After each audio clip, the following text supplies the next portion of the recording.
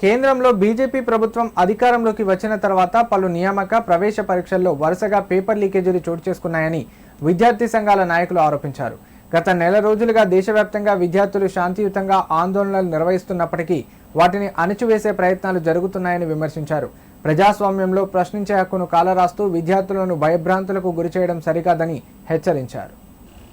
సిద్దిపేట జిల్లా గజ్వేల్ పట్టణంలోని అంబేద్కర్ చౌరస్తా వద్ద విద్యార్థి సంఘాల నాయకులు కేంద్ర ప్రభుత్వ దిష్టిబొమ్మను దహనం చేసి నిరసన వ్యక్తం చేశారు. అనంతరం పలు విద్యార్థి సంఘాల ఆధ్వర్యంలో విద్యా సంస్థల బంద్ నిర్వహించారు. ఈ సందర్భంగా వారు మాట్లాడుతూ నీట్ పేపర్ లీకేజీ దేశవ్యాప్తంగా లక్షలాది మంది విద్యార్థుల భవిష్యత్తుతో చెలగాటమాడిన ఘోర ఘటన అని విమర్శించారు. పరీక్షల విశ్వసనీయతను కాపాడాల్సిన కేంద్ర ప్రభుత్వం పూర్తిగా విఫలమైందని ఆరోపించారు. పేపర్ లీకేజీలతో విద్యా వ్యవస్థను అపహాస్యం చేసి ఇప్పుడు ప్రశ్నించే విద్యార్థులని లక్ష్యంగా చేసుకోవడం దురదృష్టకరమని అన్నారు. పేపర్ లీకేజీ ఘటనపై సమగ్ర దర్యాప్తు జరిపి బాధ్యులపై కఠిన చర్యలు తీసుకోవాలని వారు డిమాండ్ చేశారు.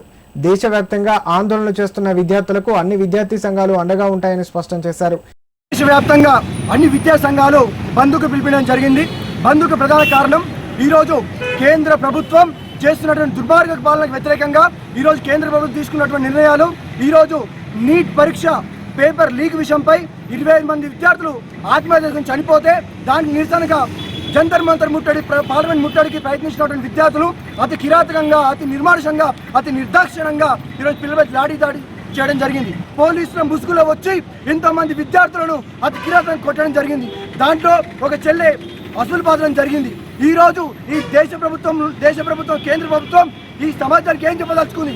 విద్యార్థులను అన్యాయం చేయడానికి, విద్యార్థులను ద్రోహం చేయడానికి ఈరోజు కేంద్ర ప్రభుత్వం పూనుకున్నట్టుగా కనిపిస్తూ ఉంది.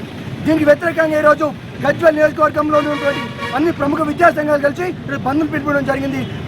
ఈరోజు స్వచ్ఛందంగా బంద్ ప్రకటించినటువంటి ప్రతి విద్యా సంఘానికి మేము కృతజ్ఞతలు తెలుసుకుంటా ఉన్నాం. కేంద్ర ప్రభుత్వం విద్యా వ్యవస్థలకు నాశనం చేసుకుంటూ పేపర్ లీకేజ్ల వల్ల తీవ్ర అన్యాయాలు జరుగుతున్నాయని చెప్పేసి అనేక ఇబ్బందులతోటి ఈరోజు బంద్ నిర్వహించడం జరిగింది. దీంట్లో ముఖ్యంగా విద్యార్థులకు అందరికీ న్యాయం జరగాలని అన్ని విద్యా సంస్థలు, అన్ని విద్యార్థి సంఘాలు పాల్గొని చేయడం జరిగింది. వెంటనే కేంద్ర విద్యాశాఖ మంత్రి రాజీనామా చేయాలి, విద్యార్థులకు న్యాయం చేయాలని చెప్పేసి ఎస్ఎఫ్ఐగా డిమాండ్ చేస్తా ఉన్నాం.